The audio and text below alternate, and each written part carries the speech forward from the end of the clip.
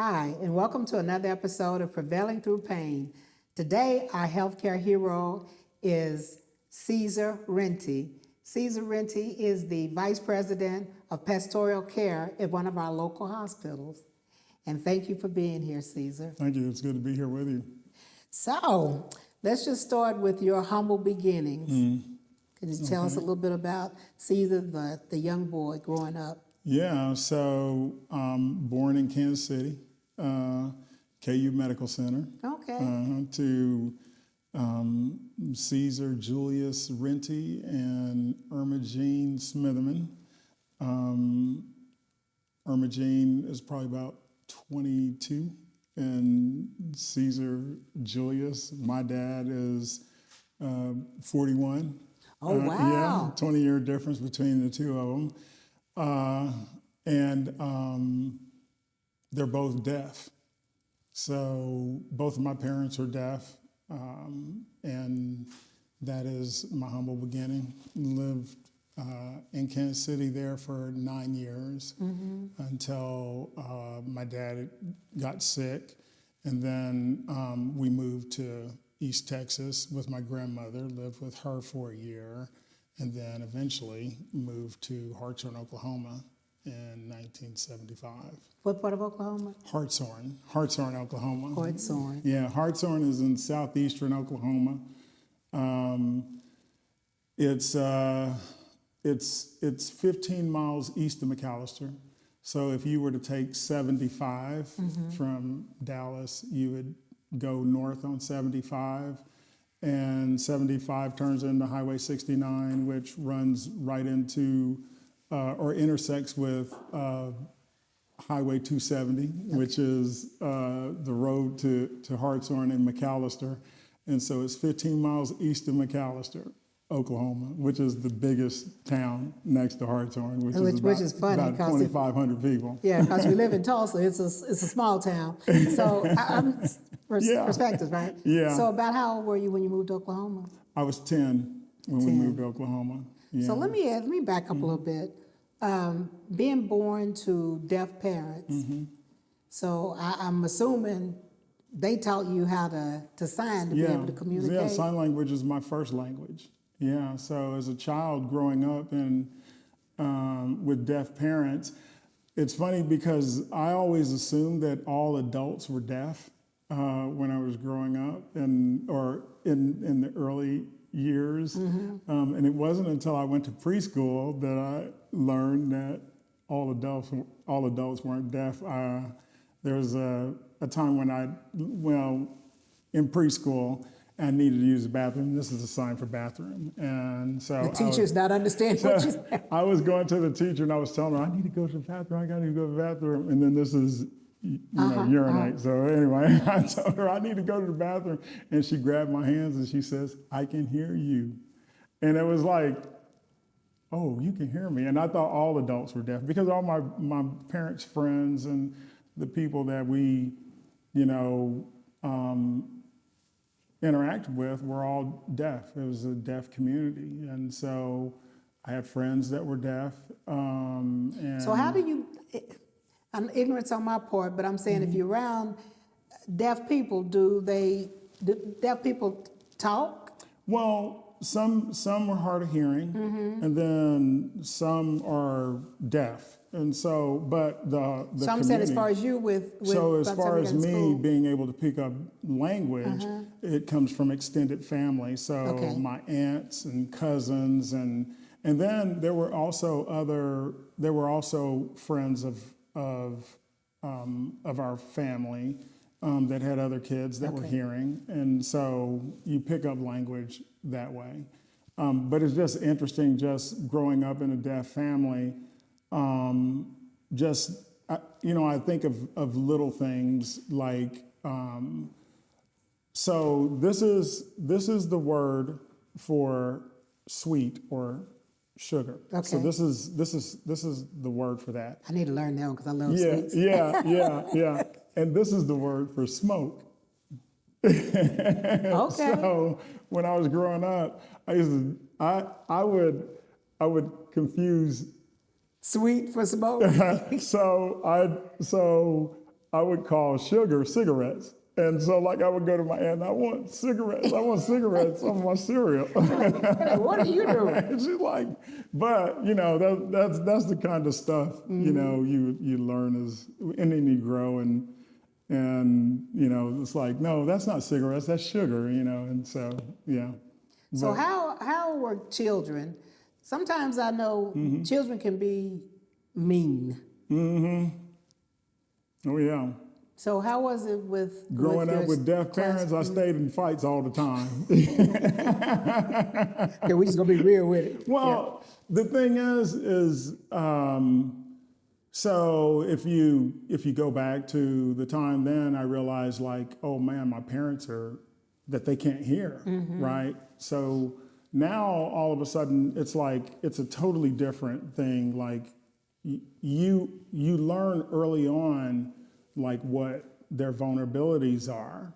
And while they were both very capable people, I mean, you know, when you talk about, I always tell people like my parents didn't, I mean, when they say disability, they may have been deaf, but they weren't disabled. Right. You know, my behind can attest to that. So they were very present as parents, but what you know, as a child with growing up with deaf adults, what you really began to see is, you know, their vulnerabilities. And so, like, as the oldest boy in the family, I have a sister that's older than me, so it's four of us.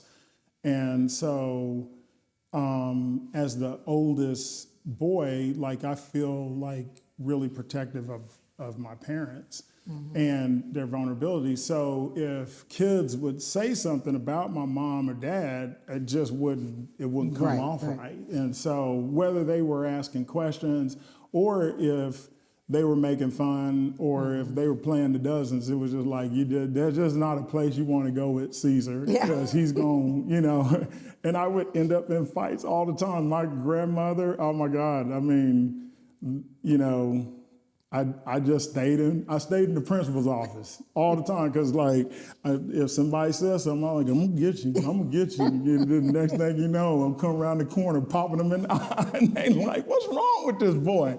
And I was like, they talking about my mom. You know, you don't talk about you don't talk about my mama. And it was amplified with me because, and like I go back and look at it now, and realize like, you know, how sensitive I was to, you know, their deafness because I didn't want anybody to make fun of them, and I was just very protective of them. And so I remember many times having to write, sticks and stones will break your bones, but words will never hurt you. And I remember, you know, telling the teacher, I was like, unless you're deaf, words will hurt you, and like. It wasn't going to happen on my watch. Yeah.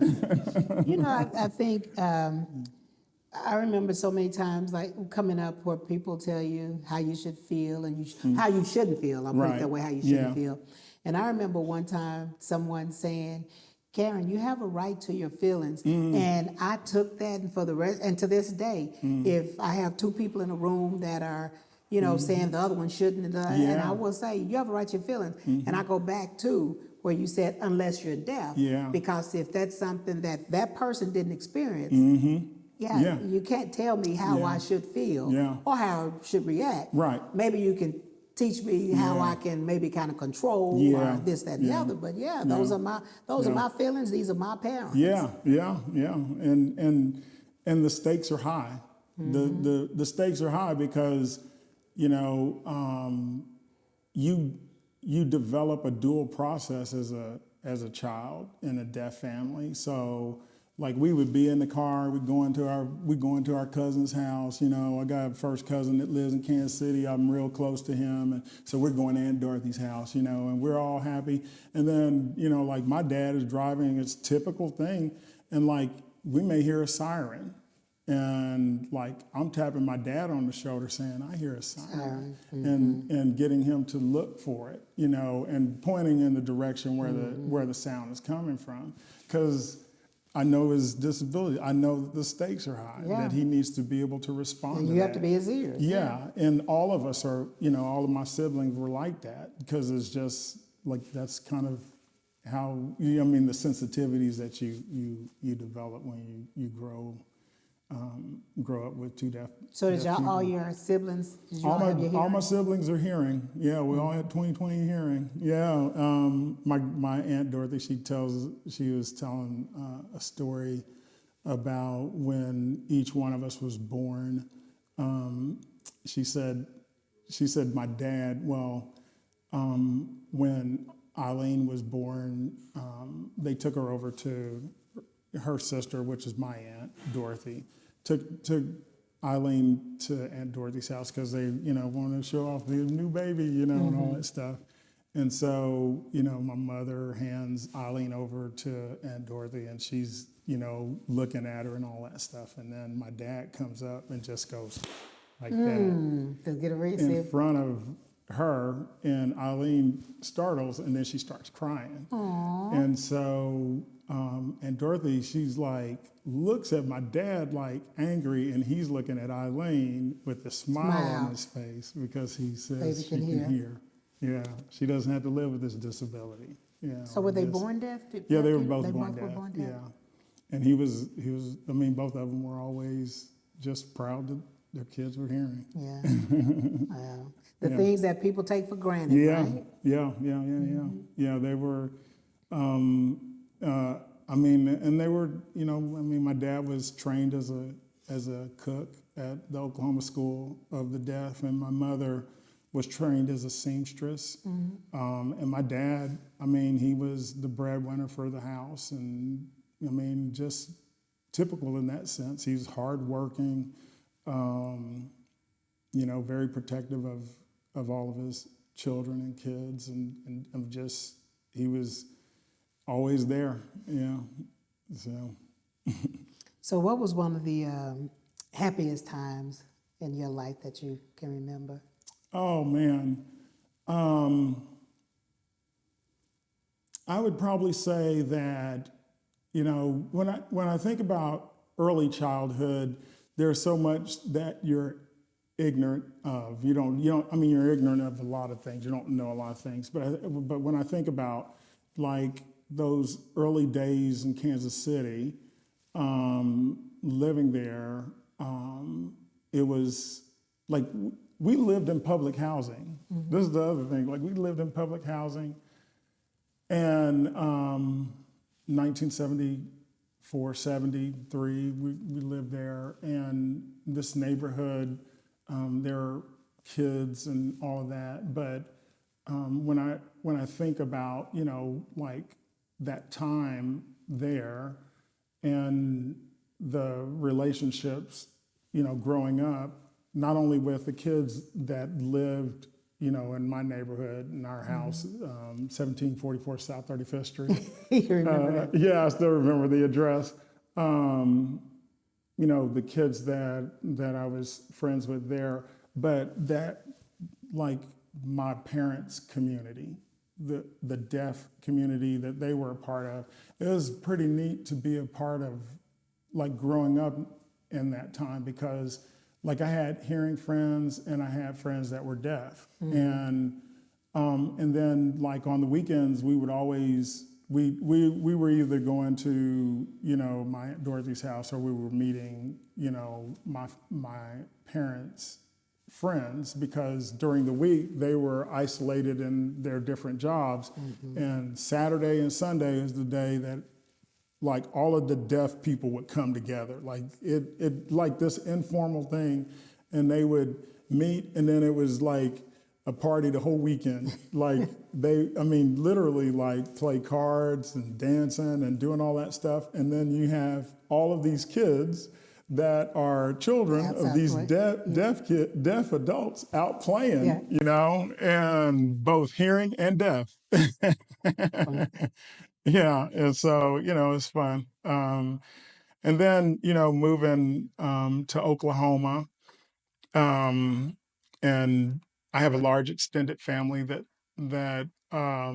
lives in Oklahoma, and it was my grandmother wanted us to move, so getting my parents to move to Oklahoma because there was more support there for us. And so we moved to Oklahoma, to Hartshorn, where I have an large extended family that's connected to the Choctaw tribe in Oklahoma. So my family's both Choctaw and African-American. And my dad, he was Creek and African-American. My mother's Choctaw and African-American. Wow. And so, the Choctaws, I mean, my mother, they built a house for, because she's a member of the tribe. When she got sick, all of her health care was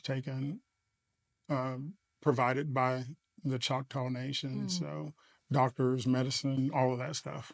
Yeah. So, That's something that Oklahoma is I would say that the Indian tribals, the different tribals in Oklahoma, and didn't understand this till I got older, are very supportive of one another. Yeah. And my great grandmother, before we could go outside and play as kids, I remember she made us memorize her name.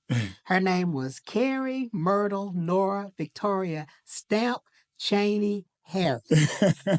And each one of her names had to do with, because she had a lot of Indian in her, and then the slaves. So the chains and But I'm going to say just probably in the last few years, one of my cousins called me and said, have you registered?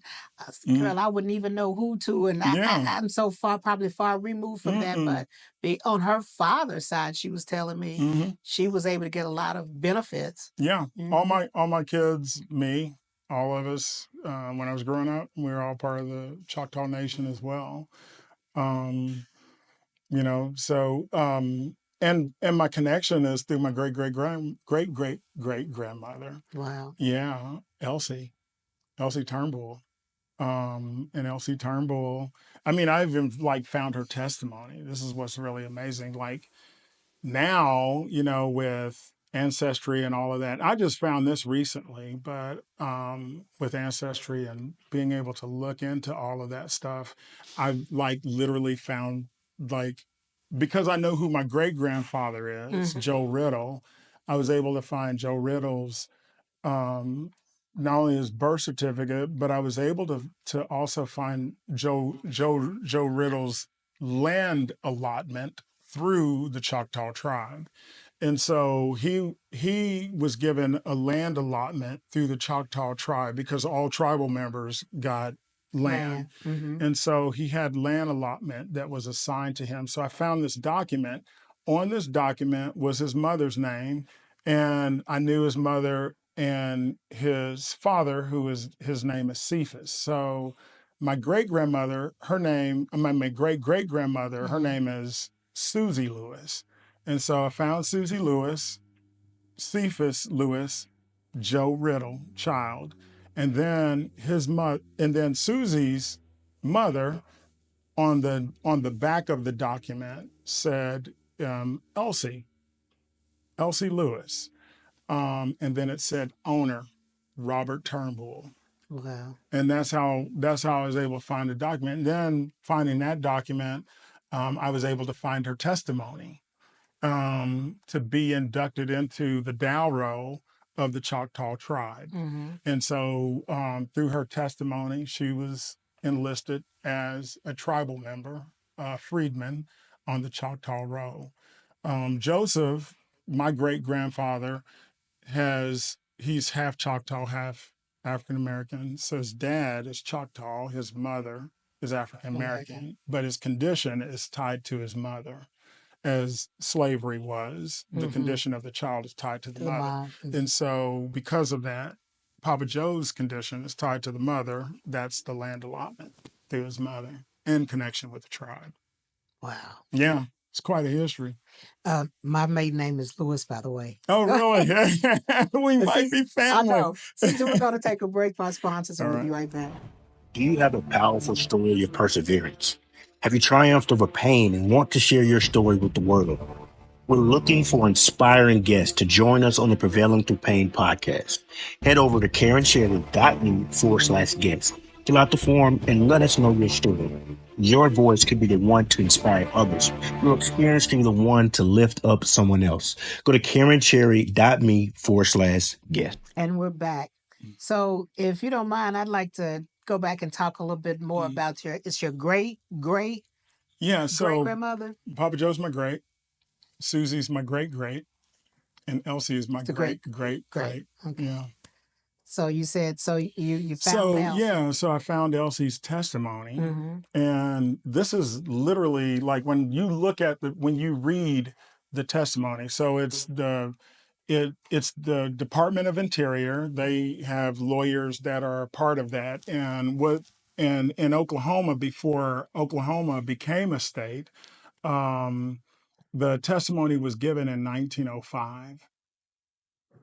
It states in the document, or the questions that they ask Elsie gives you a lot of information about who this person is. Mm-hmm.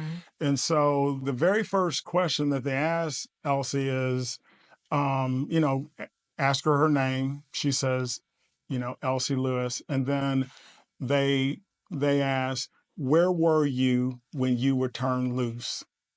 Which is interesting. Yeah, this is the language that's used in this, when you were turned loose. Like from being a slave. From being a slave. Wow.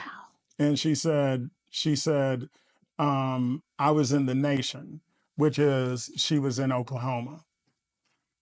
And this was 1905. 1905. Yeah. And you actually were able to hear And I was able to read it. Yeah. This is her voice. It's her testimony. Uh-huh. And they're transcribing the things that she says.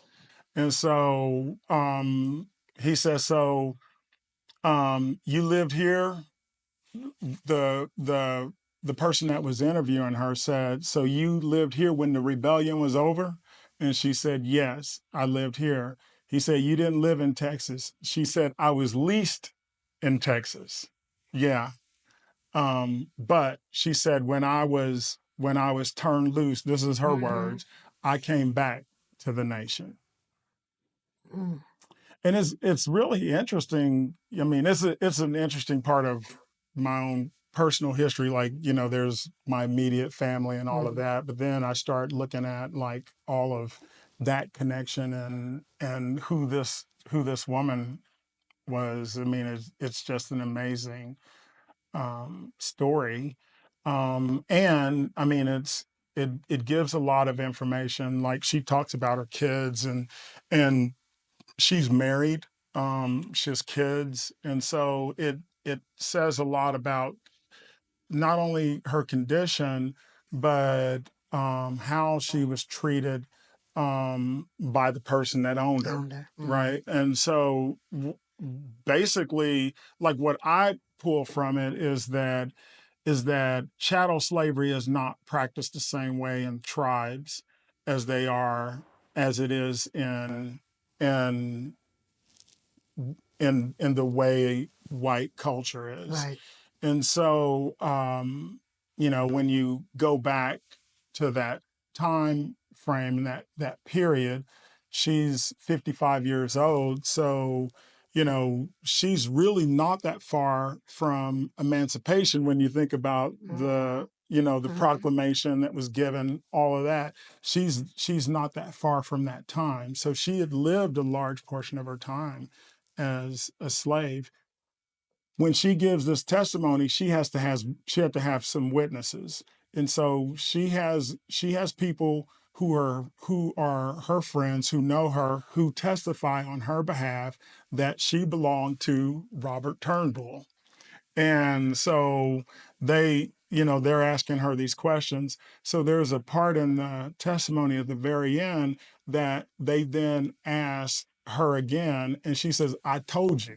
I know who I am. And it just to me it's fascinating because it's like she was like feisty. Yeah. And so then I was like, yeah, she wasn't docile in that sense. You could just kind of hear it in her voice. And like she's claiming this right. She's claiming this right to be a part of the tribe because you get 40 acres. Right. She gets 40 acres of land and her kids get 40 acres.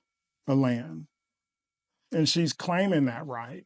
And I'm glad she did. I don't know when that kind of went away, but I keep saying I'm gonna get my 40 acres and my mule one day. Well, it's interesting that the government, you know, as part of the deal was to give 40 acres and a mule for people to be able to do that, and didn't do that as concession with the South, but held the native tribes to that. To that, yeah, yeah. They So got the 40 acres. yeah, but I'm glad someone was Yeah. able to benefit from it. Hmm. So let's talk about you as Yeah. a young adult. Yeah. So, you know, grew up in Hartshorn and small town, um, attended Mountain Nebo Baptist Church, you know, where my great grandfather is the superintendent. I got cousins and aunts and uncles that live there in the area where I grew up. Lots of African-American families lived in that area. And it's a rural setting. So if you could, I think like if you could imagine like what it would look like, it would be like, I mean, it's rural, so it'd be like, you know, fields and cows Right. and Just you know, red dirt. yeah, red dirt. It was yeah, all that. So it's I mean, and it's out in the country, and you have a post office box, and so my friends, all of us, um, you know, black, white, all of us. I mean, we, you know, hauling hay, you know, feeding cows, you know, fishing, you know, swimming in the lake, you know, just, I mean, that's all the stuff you do when you're growing up in the country. I was telling somebody, I said, I remember we used to go swim in this place called Hickory Point. We go, it's probably about 30 feet of water. And we go out there swimming straight down. And the whole goal was to go straight to the bottom and then come up with Oh, wow. mud. I was just thinking, this is what kids do. You couldn't do one here today. I know you could do one today, but you know, I mean, so that's kind of where I grew up. And then my great grandmother, my great grandfather, they live, you know, they live probably, you know, I think Mom actually lives, you know, like a quarter of a mile from where our house is. My Aunt Ruby lives there. I have cousins and they all, you know, live there. I have uncles and they all live in the small community. And so there's a sense of connection and all of that. And we attend Mount Nebo Baptist Church, which is a family church, you know, and all my cousins, we're all part of it. And you go to church on Sunday and, you know, and then, you know, like in the summertime, my great grandfather, he had the big, huge gardens. And so like we had to tend these, I'm talking about big gardens. I'm talking about these gardens are not like little bitty Yeah. My patches. grandfather had a big garden. Yeah, they are big gardens. You know, like acres. Like he had like he would have several things planted on that. And so we would have potatoes, sweet potatoes, beans, you know, snap peas, okra, corn, all of that stuff Papa Joe would grow every summer. And so, you know, got all these grandkids and great grandkids, and then he'd have kids coming home in the summertime. So, you know, you're out doing stuff in the garden, you're out, you know, playing, doing that stuff. And then you know where all the berries and the fruit trees are. So, you know, Mom Annie, you know, she'd make jams every summer. So plum trees, wild plum trees. We were picking plums. We were, you know, getting, you know, the Kids berries. don't know about that today. Oh no, yeah, getting ate up by chiggers. Oh my God! And the lightning bulbs. Yeah, lightning bugs. Yeah. Yeah. So But that's kind of, you know, early.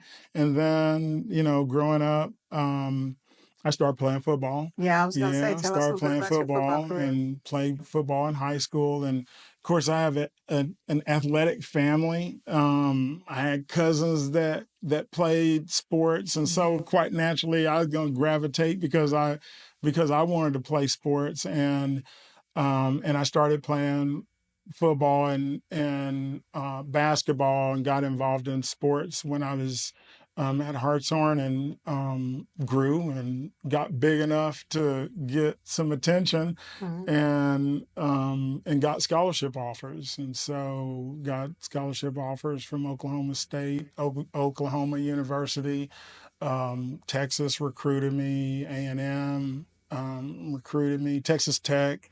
At the time, it was the Southwest Conference and the Big Eight Conference, and and growing up in Hartshorn, and we were 2A. I had 52 in my graduating class, so you think about like how small it was, but to be able to get that type of attention from those type of universities was a pretty big deal to my high school. Having Jimmy Johnson show up at your high school in Hartshorn, Oklahoma is a pretty big deal. Yes. I remember I was so embarrassed when the principal called me. He said, "Caesar," he said, "you need to come to the office. Jimmy Johnson is here to see you." I was like, "Oh man!" And all my friends looking around like, "Ooh." Yeah. How exciting. Mm-hmm. So leaving the small town, going off to To university, college, how was yeah. that?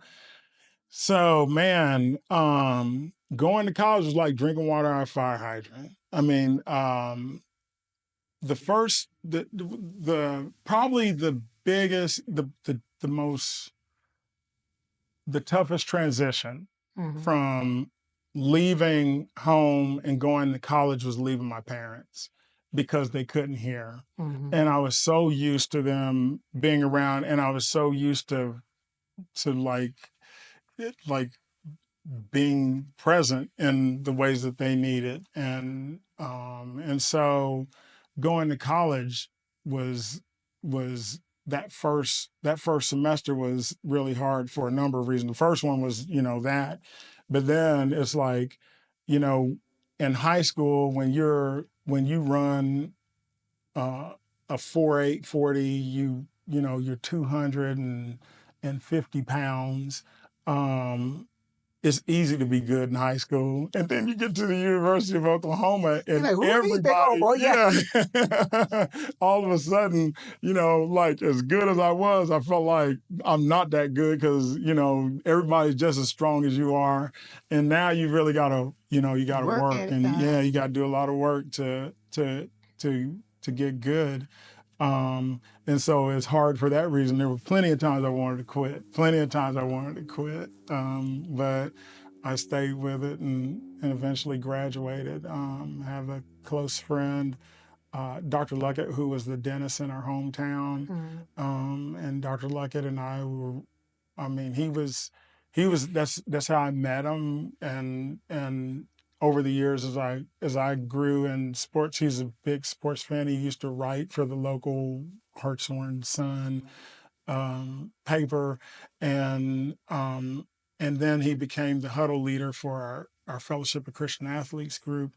And it was really Dr. Luckett probably is the one that really like kind of placed that nugget, like, "Caesar, you probably could go to college on a scholarship." And, because nobody in my family had ever gone to college. I was the first one in my family to go to college. And,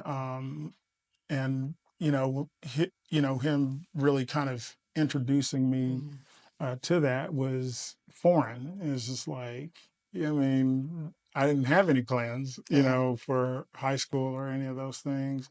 But he was a big sports fan. And then we just became really good friends. He became a mentor, almost like a dad to me. I mean, he in that sense. And he would just share, like his wisdom and resources too. And I, just all of those things. That was in 1974 when I met Dr. Luckett. And then, when I graduated from high school in 82, Dr. Luckett, I mean, he was there, giving me guidance. And because, I mean, when recruiters would call, like, they would call the school, but they would want to talk to me while I'm in class, and that, get pulled out of class, or they want to come in, or they want to call you. Well, they couldn't call my house because they didn't have a phone. Right. And so Dr. Luckett had a phone in his office. And so I would give them Dr. Luckett's telephone number, and they would call Dr. Luckett's phone or the office. And then I would come, to his office and just pick up the messages and then call the coaches back. But yeah, I mean, is yeah. When I think about just like that community where I grew up, my family, and then people like Dr. Luckett, like Mickey Bear, my coach, Mrs. Johnson, my teachers. Yeah. I mean, in that small community, it was just a great place to grow up. And my grandmother was right when she talked about all of that support that was there, because it wasn't just my extended family, it was the broader community that was there in Hartshorn. That was Which I part. don't think we do so much anymore, No, which we is don't. sad. Mhm. And listening to your story, and it's I thank God for those people that weren't Oh, even blood relatives, yeah. but that said, "Hey, I Hmm. want to invest in you." Yeah. That gives Yeah. us that courage. They see Yeah. something in us that we don't We see, see in or ourselves. even to think about going to college. Well, that takes money. That takes Uh-huh. well, you Hmm. have something to offer that Yeah. we can get you in college with that. Yeah. Yeah, But which was something I never ever yeah, thought about. yeah. And he would tell me that all the time. And then of course he had all these sports magazines, Mm, which is, really kind of fed my appetite. Like I'm reading Sports Illustrated and all that stuff. And so, and we would talk sports. We talked, I mean, he loved fishing, loved all that stuff. And literally, like, um, like I like when I think of like people that have been really important in my life, is my mom, my dad, my grandmother, my great grandmother, great grandparents, my aunts, Aunt Dorothy. I mean, when I think about people that really help you in your formation, and then there's Dr. Luckett, and Dr. Luckett is just as important. And I was fortunate. I was able to take care of him when he got older in age, and to be able to take care of him. And I remember saying to Dr. Luckett's son at the funeral that he was the hearing part of my mm, dad, which mm. I'd never really, tied those Thought two about things that. together. But that's what he was for me. He was the hearing part of what my dad wasn't. As a 15-year-old, you growing up, there's all these things that you want to talk to your parents about that you can't really, just girls, relationships, all of that Mhm. stuff. And while I would want to talk to my dad about it, it's complicated because there's a barrier and Right. a different type of experience. And I was able to talk to Dr. Luckett about those things. I was able to, I mean, so, um, I mean, eating at a restaurant wasn't something that we did, but Dr. Luckett with his Take family would say, "Come on, let's go. We're all going to go to invite me to eat." And so, like, it was interesting because there were like different things that would happen. Like on Sundays, like I was going to go to church somewhere, so like you could not live in the house and not go to church somewhere. So either I was going to Mount Nebo or I was going to church with Dr. Luckett. And so, like when I was growing up, I would always say, "Okay, I'm gonna go to Mount Nebo," and then my mother would say, or I tell like my mother, like I'm gonna go to church with Dr. Luckett, and I call Dr. Luckett and I go to church with him and his family, because I like going to church with them. Because after church, we were gonna go to a really nice That's restaurant right. and Yeah, yeah. eat. So I'd go to church with Dr. Luckett.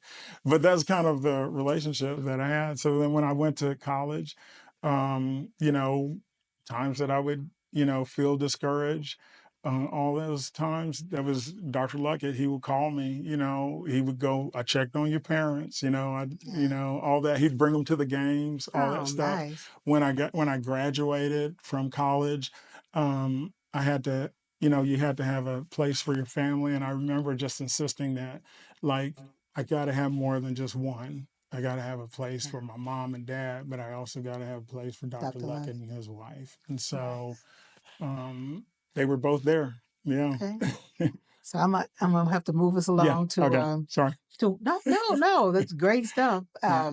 To where you are today, Yeah. family. Yeah. So, I mean, I serve as vice president of pastoral services in a leadership role in the position that I am, overseeing spiritual care and helping out in the mission of this hospital Hmm. that I've been blessed to serve at. I came to Methodist after playing pro ball, so I'd gone to college, played at the University of Oklahoma. The year that I graduated, we had 15 people get drafted in the pros. I was one of them. Dante Jones, he's a linebacker for the Bears from this area. We all played ball together at Oklahoma. Got drafted by Chicago Bears. Played with the Bears. Played a couple years in the World League, and then eventually retired from football, and then settled in this area because I didn't want to go back to Oklahoma. So I settled in this area. I The young lady that I was married to lived here in this area. And so I started attending church at St. Luke Community United Methodist Church. Zan Holmes was the pastor there at the time. And it was during that time, and I started coaching at TCU. So Okay. I was coaching at TCU, and it was during that time that I was coaching that I realized like this wasn't the place for me, that there was something more. And eventually began to explore a call in the ministry. And it was Pastor Holmes that really posed the question to me, like, had I ever considered a call in the ministry? And I remember telling Pastor Holmes, I was like, if God's calling me into ministry, the church in trouble. But eventually accepting the call, leaving coaching altogether. And then I walked up to Bright Divinity without any plans, talked to the admissions person. And the next semester I was enrolled and went to Bright Divinity. And then while I was at Bright Divinity, I learned about clinical pastoral education as part of my education program. I could do like this summer internship. And so I applied and signed up to do a summer internship to work as a chaplain in the hospital and to learn about clinical pastoral education and to participate in that education. And it was during that time that I came to Methodist Health System. I came as as a student, and then eventually was hired as a part-time person, and then full-time, and then eventually became a manager, and then was promoted to vice president of pastoral And services. it's been how many years now? It's been 30 years. Wow. Yeah, 30 years since I've been serving in that position. That sounds Yeah. like they're fortunate to have you. Yeah, it's been a So blessing to serve. I want you to look in this camera and tell some young man that's Mm. struggling in an area of life, give them some advice. What you're going through today won't be the same thing tomorrow. Just you have to persist. You have to be graceful to yourself. You have to extend yourself grace first. If you're not graceful to yourself, then you can't be graceful to anything else. And so, what's important, if you are struggling today, whatever it is that you're struggling with, just remember to be kind to yourself. We're all human. We all are going to experience ups and downs. There are going to be times when you don't believe in yourself. There are going to be times when you doubt yourself. There are going to be times when you're going to feel like you're not the right person for whatever it is, and that whatever it is, and what I'm saying to you is, and what I hope that you will hear is, to begin to be graceful with yourself, to allow yourself to feel fear, to allow yourself to feel doubt, but to also allow yourself to believe and to imagine that you can be all that God has created you to be. And I mean, I'm a living witness of it. I grew up with two deaf parents. I wasn't the best student in the class. I graduated 52 in my graduating class, and I graduated 52. So believe in yourself and be graceful to yourself. I always tell people all the time, if you want the world to be a lovely place, be a lovely person. I And it love that. begins with With being you. graceful with yourself. Mhm. Mhm. I love that. Thank you so Thank much you. for sharing your story, and thank you Absolutely. so much for being here. Yeah, thank you for having me.